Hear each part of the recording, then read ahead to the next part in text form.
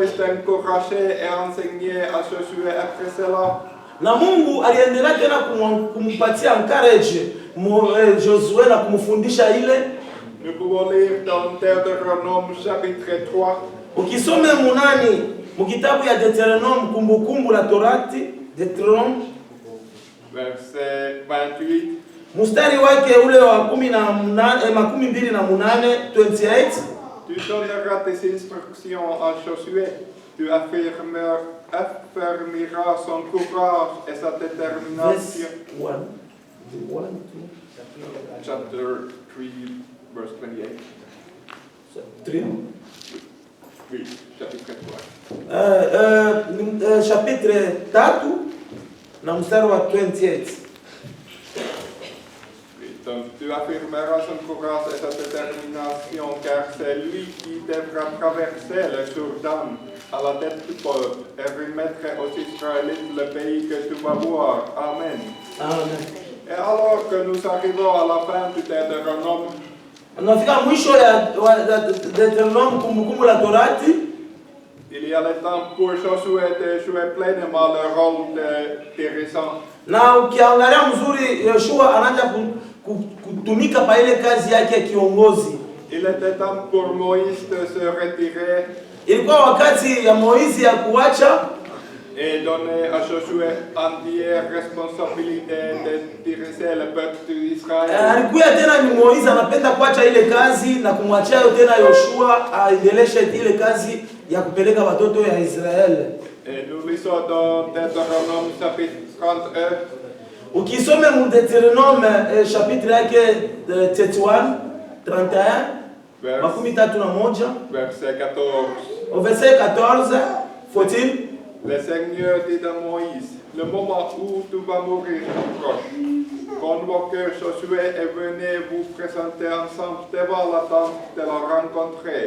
Là, je lui donnerai mes ordres. Moïse et Josué se rendirent donc à la tente de la rencontrer. Amen. Amen. Et nous continuons dans verset 23. Tutenda tena mu mstari wake wa ile wa 23. Ensuite, le Seigneur donna ses ordres à Josué, fils de Nun, et il lui dit, sois courageux et fort, c'est toi qui conduiras les Israélites dans le pays que je leur ai promis, et moi, je serai avec toi. Et nous pouvons aussi lire Deutéronome 34, verset 9. Tutaweza tena kusoma mwile Deuteronome 34, verset 9. Au 9, verset 9. Josué, fils de Nun, était rempli d'un esprit de chassesse parce que Moïse avait posé la main sur lui. C'est à lui que les Israélites obéirent dès lors en suivant les ordres que le Seigneur leur avait transmis par Moïse. Amen. Amen. Ainsi, maintenant, Josué est devenu le chef des Israélites. Na Yoshua alikuwa tena mkubwa wa Israelite. Il a été bien enseigné par Moïse. Alifundishiwa kwa Moïse, alimfundisha. Josué connaît le Seigneur. Josué alimjua Yesu. Il était rempli de l'esprit du Dieu. Alijazwa na Roho Mtakatifu. Il prend le rôle de leader et que fait-il comme le premier secte? Akabeba tena ile akajifanya tena kuya dirigeant. Il prépare les gens les prêtres à traverser les Jourdain à la terre promise. Akaanza kuwafundisha watu njia ya kutambuka tena ile Jourdain na kwenda ngambo. Mais de quelle manière a-t-il conduit les gens à travers le Jourdain? Aliwapeleka namna gani wale watu njoo watambuke ile Jourdain? Nous lisons dans Josué chapitre 3. Tutasoma mwile mtabu kia Yoshua 3, Josué 3. Verset 15 à 17. Na mstari wake wa 15, 15 jusqu'à 17, 17. C'était l'époque de la moisson pendant laquelle le Jourdain déborde et inonde continuellement ses rives. Dès que les prêtres y arrivèrent et posèrent les pieds dans l'eau, la rivière cessa de couler. L'eau fut arrêtée comme par une diguë loin en amont. à Adam vilteen sanguinotes ardents en aval l'eau qui s'est couvert, la mer morte disparut complètement. Le peuple put alors traverser le Jourdain en face de Jéricho. Les prêtres qui portaient les coffres sacrés restèrent dans le lit desséché de la rivière pendant que tout le peuple d'Israël passait à pied sec, et jusqu'à ce que tout le monde ait atteint l'autre rive. Amen. Amen. Alors Moïse a conduit le peuple d'Israël hors d'Égypte sur la terre sec. Moize alitambusha watoto wa Israeli na kuwatambusha mwile fashi wakaenda mfashi akauka na kwenda ng'ambo mu Egypte. À travers la mer Rouge. Akawatambuza ile yenyewe na kuya mtoni ya mer Rouge. Et maintenant Josué conduit les Israélites dans la terre promise. Na ukiangalia Josué akawashindikiza na yeye watoto wa Israeli kuingia mu Kana. Sur la terre sec traverse le Jourdain. Na yeye aliwatambusha tena mu Jourdain akakausha ile bulongo na kutambusha ngambo mai kakao. Donc comment est-ce que c'est pour le premier acte des dirigeants? Na mkiangalia mzuri ni inafanana inamaanisha je kwa ule alikuwa dirigeant wa kwanza. Mais ici nous pouvons voir comment Josué a fait toutes les choses que Dieu avait fait avant. Na ukiangalia Yoshua aliona mambo yote ile Mungu alifanya mbele ya wakati. Il avait vu la puissance. Aliona nguvu ya Mungu. Et les miracles de Dieu. Aliona miujiza ya Mungu. Il connaît Dieu et il avait foi en Dieu. Anamjua Mungu na alikuwa na imani mwa Mungu. Et maintenant il est le dirigeant du peuple. Akakuwa tena kiongozi wa watu. De la même manière comme Moïse était avant lui.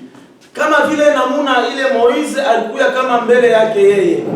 Alors, qu'est-ce que nous pouvons apprendre de cette histoire? Tunaweza kufundishia monini muhii ndani ya leo. Si nous sommes disciples de Jésus, kama tuko wa mitume wa Yesu Kristo, nous pouvons en apprendre beaucoup de choses. Tunaweza kufundishwa mambo mingi. Comme nous avons besoin de quelqu'un qui nous enseigne et nous encourage comme Moïse enseignait et encourageait Josué. Na tuko napenda watu waje kutupatia tena nguvu na kutupika ile encourage. Sasa vile na yeye Yoshua alikuwa anapatia watoto wa Israeli tena encouragement. Nous avons aussi besoin des gens qui sont des disciples pour nous de la manière que Josué était pour Moïse. Tuko napenda tena kupata babiongozi wanaye kwetu sisi kama vile nani Yoshua na yeye alikuwa tena kwa Moïse. Nous avons besoin des personnes à qui nous enseigner la Bible. Tuko napenda kupata wale watu banaweza kutufundisha Biblia. Et ce qui nous encourage à connaître Jésus. Na wale watu wa kututia moyo juu ya kumjua Yesu. Mais nous devons aussi les préparer à devenir les disciples. Na tunaweza tena kuwafundisha na kuwatengeneza juu ya kuwa tena wa mitume qui nous pouvons envoyer pour faire les disciples des autres. Kwenda tena kuwatuma wafanye tena kuwa wa mitume wa wengine. En Josué, nous pouvons également voir le vrai caractère des disciples de Jésus. Na ukiangalia ndani ya Yoshua, tunaona mko hatua moja inafanana na ile makarakteri ya Yesu Kristo. Il suivait et apprenait de Moïse. Alikuwa anafuata na alifundishwa kwa Moïse. Il passait du temps avec Dieu.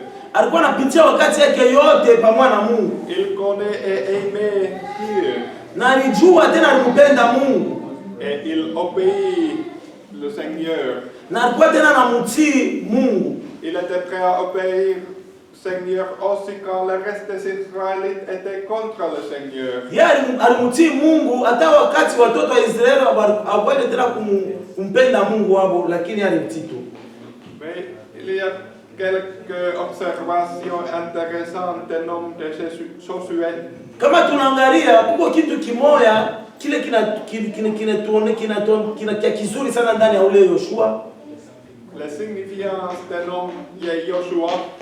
ile ni signification kama ile signification ya ile Yoshua signifie Dieu et délivrance.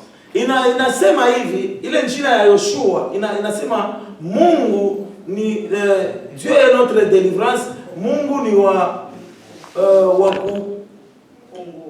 wa kufungua. Mais il y a autre chose intéressante au nom de Josué.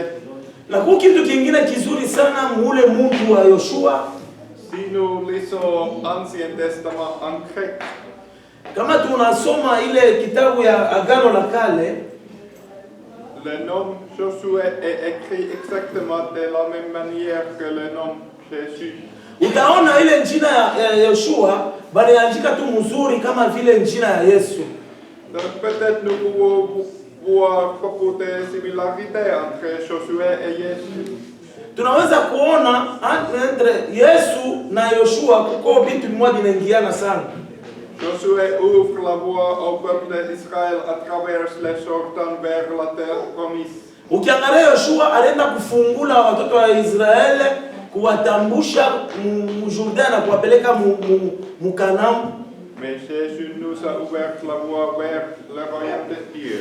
Na ukiangalia Yesu anakuwa kutufungua njia ya ufalme wa mbinguni. Amen.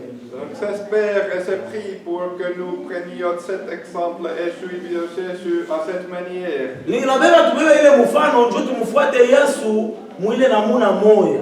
Soyons des disciples qui font des disciples. Tukuwe wa mitume wa kufanya wengine kuwa mitume. Soyons des disciples qui sont en route vers le royaume de Dieu. Tukuwe wa mitume wale wako njia ya ufalme wa mbingu.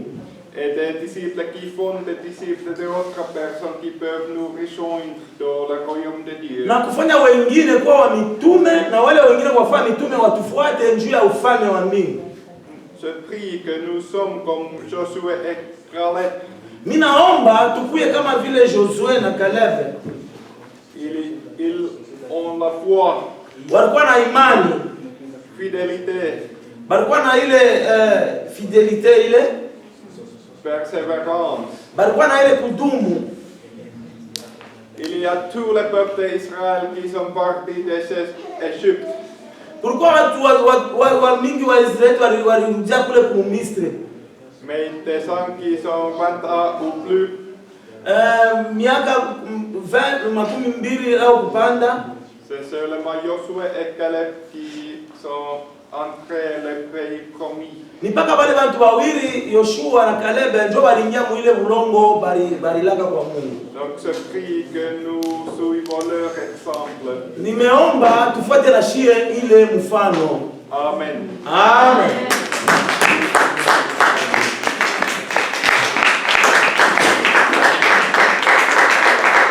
Amen, amen. Amen. Tutashangilia tena neno la Mungu.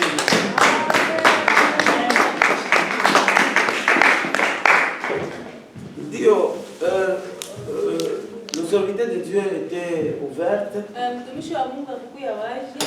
Je vais te positionner une place.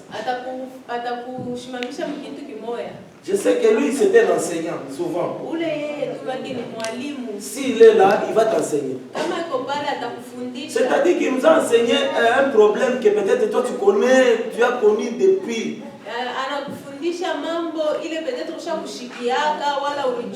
Mais il y a quelque chose, il nous a positionné dans une place là que nous allons nous mettre aussi.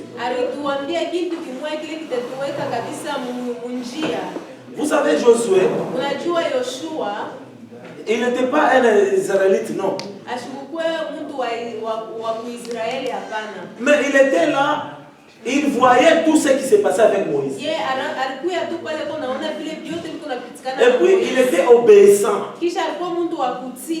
C'est pourquoi Dieu l'a choisi. Dieu a regardé que dans cet homme ici, il est capable d'aller faire sortir les enfants d'Israël. C'est pourquoi il était bien choisi. Dieu l'a choisi. C'est pourquoi quand vous voyez le nom de Josué, c'est Jésus lui-même. Parce qu'il est allé amener les enfants d'Israël dans le Canaan. Jésus aussi, Yesu Kristo il est venu aussi na yeye alikuya pour nous parler pour le royaume du ciel. pia kutusemezea njia ya ufalme wa mbingu. C'est pourquoi nous les chrétiens, Ndio pale sisi wa Kristo il faut être dans nos places là où tu es bien positionné. ndio pale inabidi kuya pafashi pale wiko mzuri sana. Tu peux aussi enseigner les gens, Na wewe utaweza kufundisha watu wengine. les faire aussi les disciples, Kuwafanya na wao kama wanafunzi. les préparer aussi.